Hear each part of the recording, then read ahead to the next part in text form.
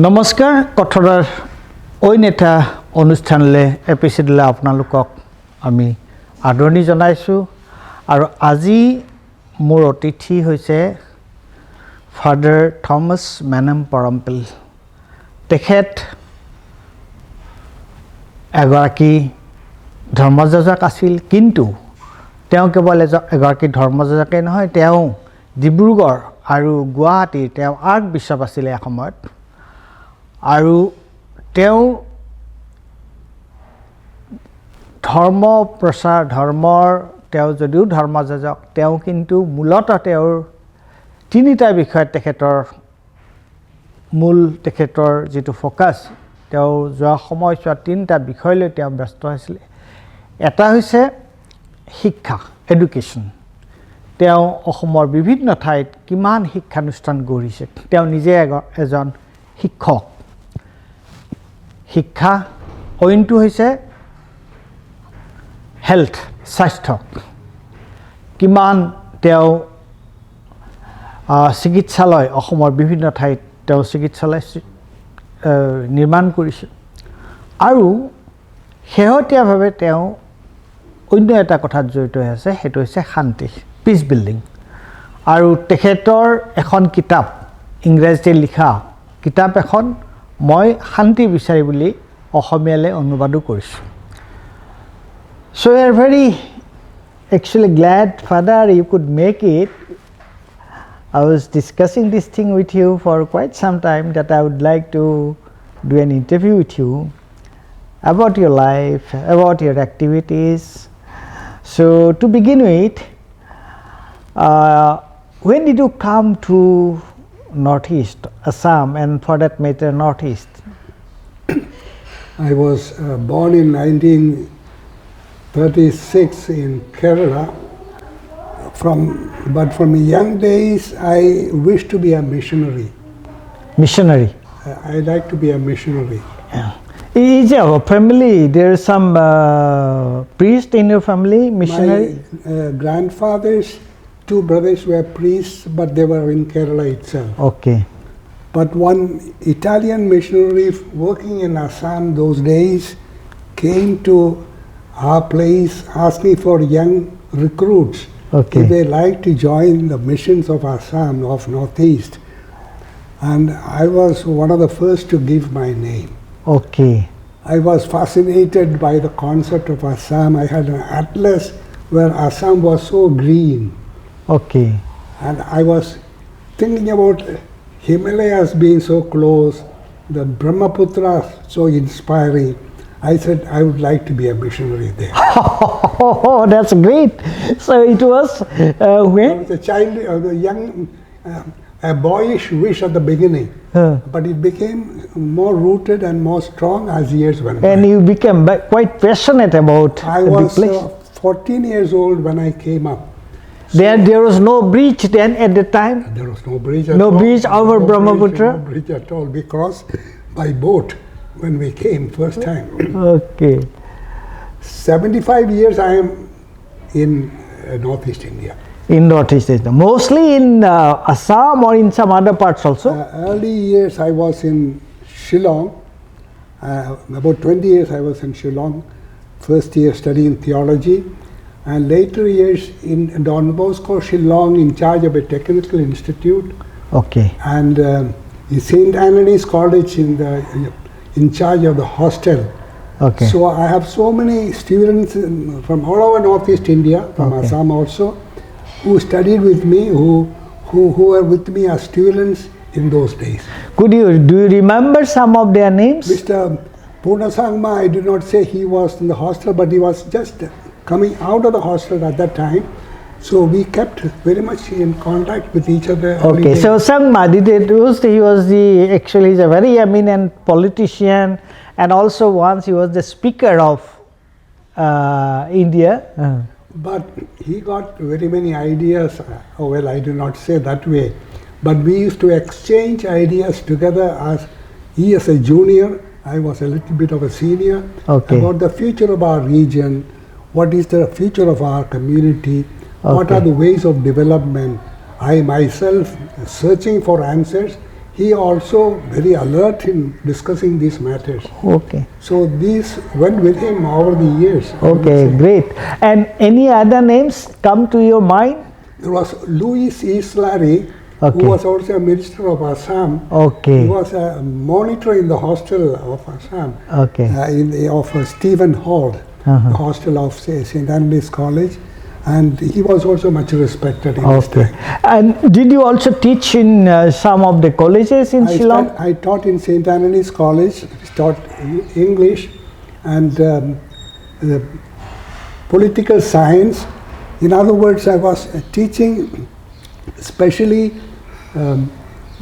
forces at work in society. Okay. No, but then what did you do your masters in which subject did you do your master? I did my my MA. MA, yeah. In Calcutta University, Okay. because my earlier studies were short time in Darjeeling. Okay. So I was under Calcutta University. I did MA in Calcutta University in English and sociology, which covered also politics. Okay. Social sciences that Okay, covered also okay, politics. okay. I could teach for economics, politics and English. English. Okay, great. So then you came here and then the first 20 years you spent in Shillong. And thereafter? 1981 I was appointed Bishop of Dibrugarh. 1981. 1981. Okay. So it was quite far away from Shillong, but I was glad to go because I knew many persons there, many of the fathers there, and many of my students also were there. About 11 years I worked in Dibrugarh. Okay, 11 years. And As bishop. as bishop. And I opened several schools, I would say about 20 schools. 20 schools. About 20 You established 20 schools. About 20 schools. 20 schools. Yeah, 20. yeah, 20 schools. 20 schools. And could you name some of those schools? In Sipsagar, for example, Okay. and Sonari, Shonari. and Okay. Don Bosco. Don Bosco, Tinsukia, Okay. in Margarita. Okay. Many of those schools in those days were opened by the missionaries. And they Okay. are doing very well. Even in Majuli, I opened a school. Majuli also you I opened a school. In Okay. Sadia, I opened a school. Okay. So some in central places like the big towns, and some in interior places. Now, of course, missionaries, if one reads the history, study the history of Assam, and not for that matter even India, and when I was in Scholastic India for 6 years, actually as regional director for the North, and then actually it is not only North, I had been to various places all over India, and I saw very big missionary schools run by Christian missionaries, Catholic schools. So it goes without saying, of course, that the missionaries, they played a very important role in education as well as in also health. So first you often this when you were bishop in Dibrugarh, so in Upper Assam you established about 20 schools. And after that, 92 I was appointed Archbishop of Guwahati, and here also went along the same line, about 30 schools, if not more, and 5 hospitals. in Guwahati,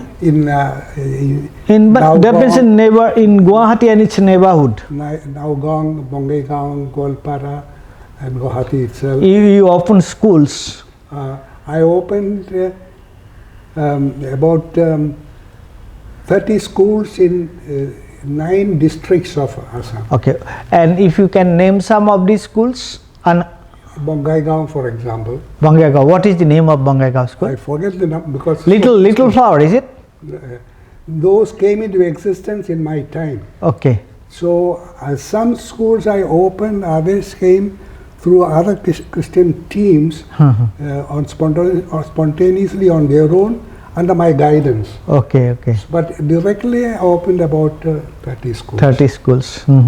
And when did you become? Sorry, I opened 20 schools. Yeah, 20 schools. No. But then when did you become Archbishop?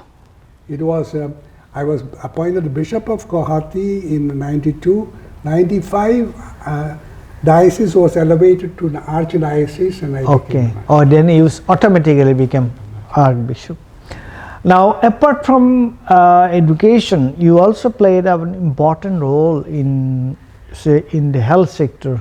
So, how many hospitals did you establish all over Assam during these long years?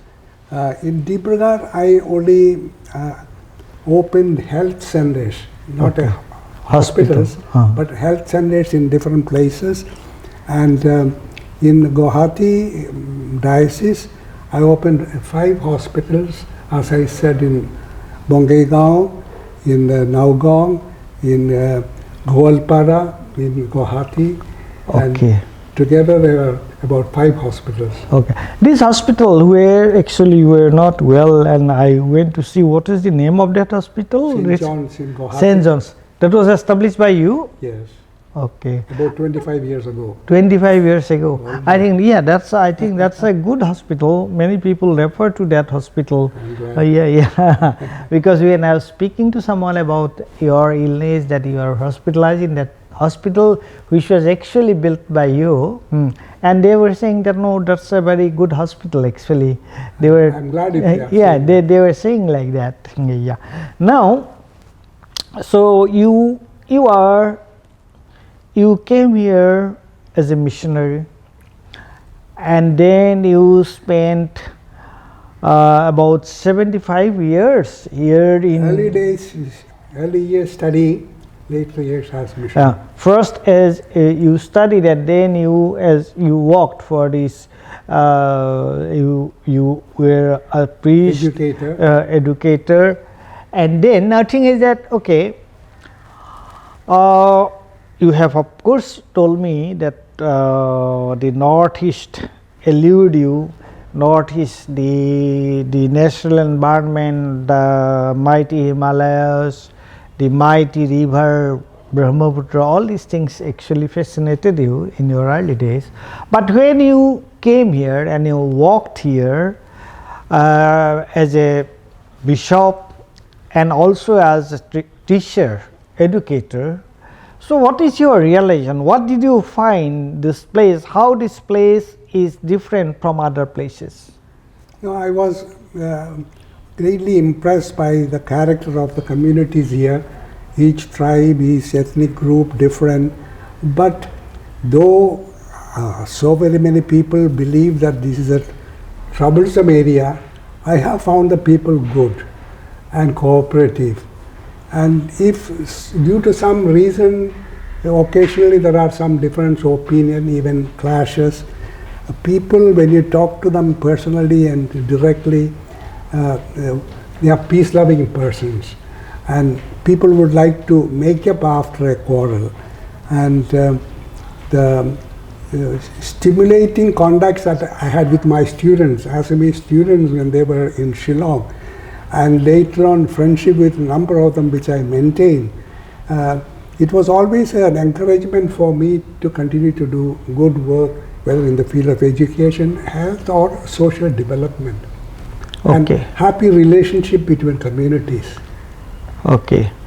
And so it is really that is the characteristics you have found among the people here, that okay, there is occasional, of course we have seen the disturbances at different time here, but as you said, okay, people are also tolerant if you tell them things with love and care, maybe they listen to you. Now, one thing I have noticed, okay, I have not met too many priests, and but I have seen that you have a very big library and apart from your library is full of books not only on religion, maybe there are religious books, but there are also many books on many things, actually contemporary politics, economics and many other things. So, and I also came to know from you that you are a very good reader. So how do you relate these things, your preaching and reading? Yeah. For me, religion is a powerhouse. It's a spiritual energy motivating you to do good to people. And so I was always interested in social issues, contemporary anxieties on the one side and hopes for the future on the other side. So that is the reason why I wanted to keep in touch with the current events, thoughts, ideas, and be familiar with various ideologies, to be able to evaluate, to be able to share ideas with our contemporaries. And I found that it was very important to have, from very earliest days, I was a lover of books. Okay. From very young days, I remember reading any book of interest, story books and so on. Later, I was interested in history and social sciences, political sciences, and contemporary issues that are affecting our communities and people. So when you are read much and you are more familiar, your opinion will have a little more meaning, relevance when you speak. So that's one reason why I thought I should keep abreast of things. And I'm glad I've got a fairly good library of current events. Yes, I have seen your library. It's a very good library. Now coming back to religion. Even India also have seen so many clashes, riots born out of, you see, religious conflicts. There is conflict of faiths. So, as a person who is rooted in religion, how do you see, why there is fight between two religious communities? Why there is fight between two religions? As a religious person, as a person of faith, particular faith, how do you see it? And how because that is actually that creates division among people and in the society. We feel very sad that there are quarrels over faith, over religion. In fact, religion is a motivation and energy for doing good, well-being of entire society.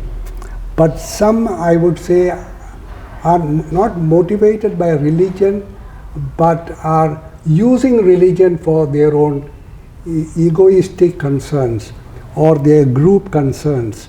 So there is too much of groupism there, too much of egoism there, that make use of religion for a negative purpose.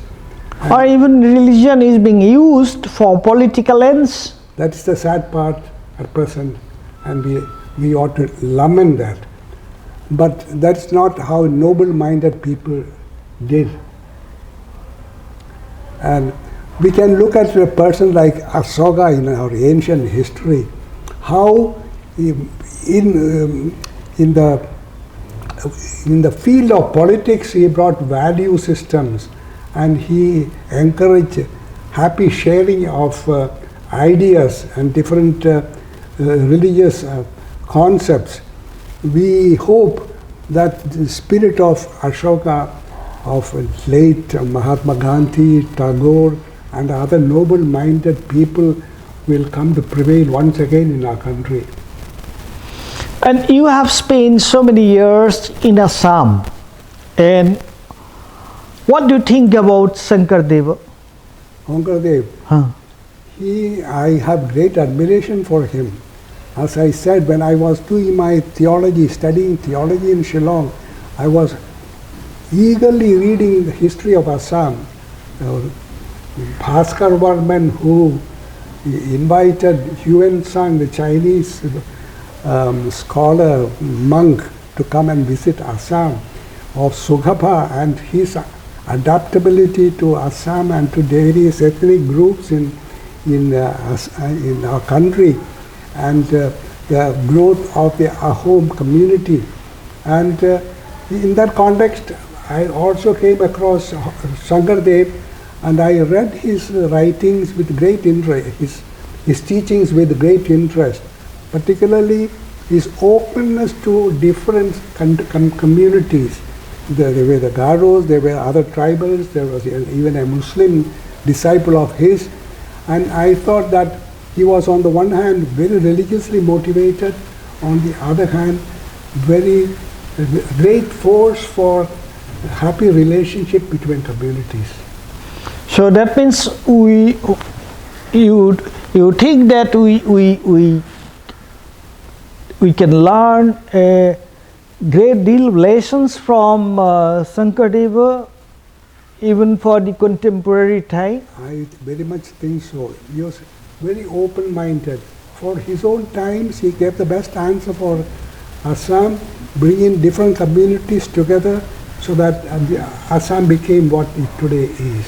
Yes, he is considered to be actually the person who brought different communities and laid the foundation for the Assamese identity, modern Assamese identity. He is considered like this.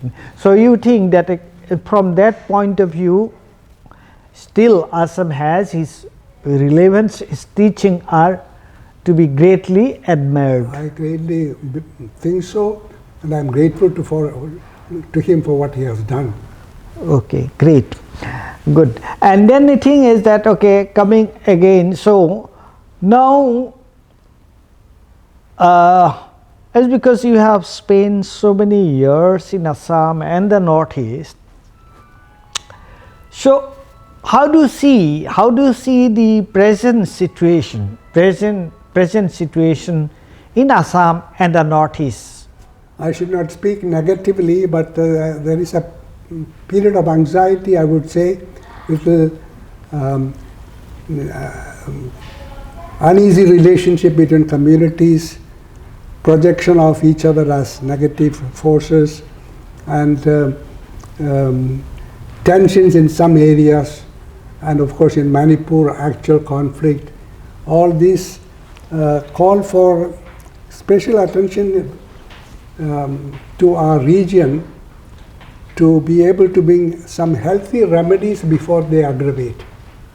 Now, when you have mentioned, I was thinking of coming to that, but then you have, because you have mentioned it, so I must bring the issue of Manipur also, because I have seen and I know it personally that when this conflict started in Manipur, and which is still a disturbed place, and you actually took many attempts. I think you had been to Manipur during this time, in this trouble time. You had been to Manipur, I think 6 or 7 times. 6 times. 6 times. At this age, you went to Manipur 6 times. And how do you see the situation? I know that you took many peace efforts. So if you could tell us a little about that. I met leaders of one side, the Koki side. There are many Christian leaders and so on. Also Meitei side, I met many seniors, people who have a great public influence.